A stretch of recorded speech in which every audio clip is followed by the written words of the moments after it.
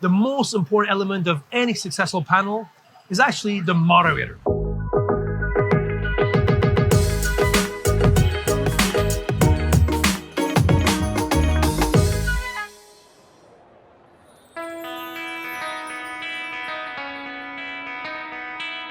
I've had the privilege to moderate hundreds of panels in my career, and I've learned a lot of lessons along the way.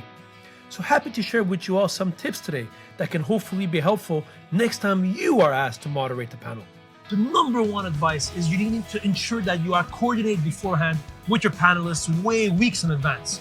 For example, whenever I know I'm going to be on a moderated panel, I make sure that I have all my panelists linked up by email, and then I ask them a couple of questions. The first question I always ask them is, what is the two-liner they want to be introduced with? For example, one thing you learn with experience is that any speaker is very sensitive in the way they're presented on stage. So I always ask my panelists how they want me to introduce them. On my left, Elizabeth Rosiello, obviously she's the founder and CEO of AZA, formerly known as Bitpesa, which is a corporate payments and FX brokerage focused on frontier markets. Second thing, always try to ask them a personal question.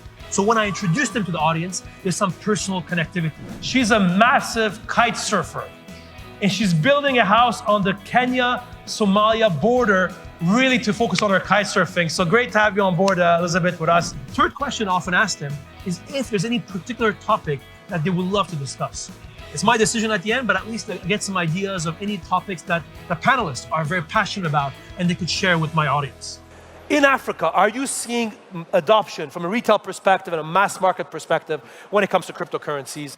Second piece of advice is you need to research your panelists. For every panel I will moderate, I'll spend at least 1 or 2 hours watching content that my panelists have made before. Either articles they've written, media interviews they've given, or even videos of them on YouTube. One thing you realize, people who are good at writing are often not good on stage. But also what's important is to see what topics these folks have spoken about on panels or on the media recently, and see if those are ideas that you want to bring inside your panel. Always make sure that you take the time to write the outline and the general flow of your panel, so that you know the big questions you want to ask, the big ideas that you want to bring forward.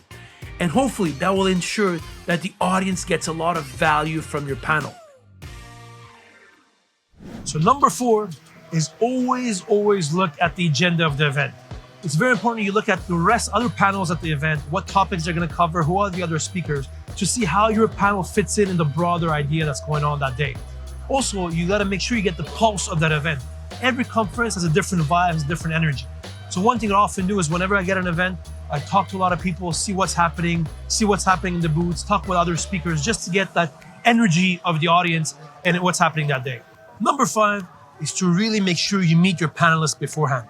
Despite all the email conversations you can have, all the research you do, there's always a dynamic between panelists. So it's important that you meet with them in person and you see how's their interaction and the energy between them. And based on that, you often have to tweak the type of questions you're gonna ask, of to whom you're gonna ask, and also how you're gonna run the panel overall. So it's very, very important. I tend to do this before the panel. Generally, I ask my panelists to meet 1 hour before and just see how the energy flows and how the conversation goes on.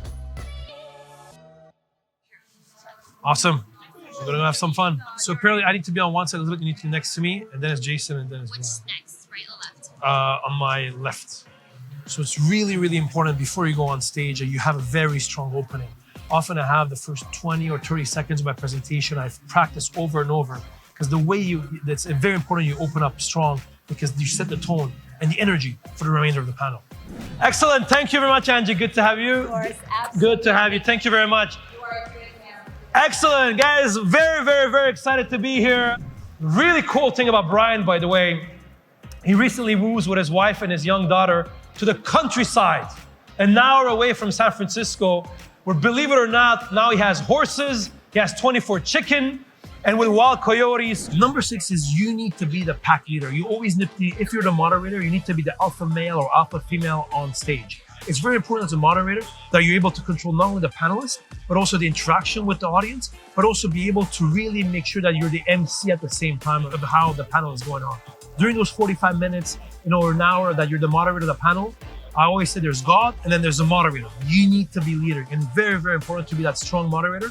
If not, the panel is always a bit out of control. Talking about that topic, we need to bring up Libra.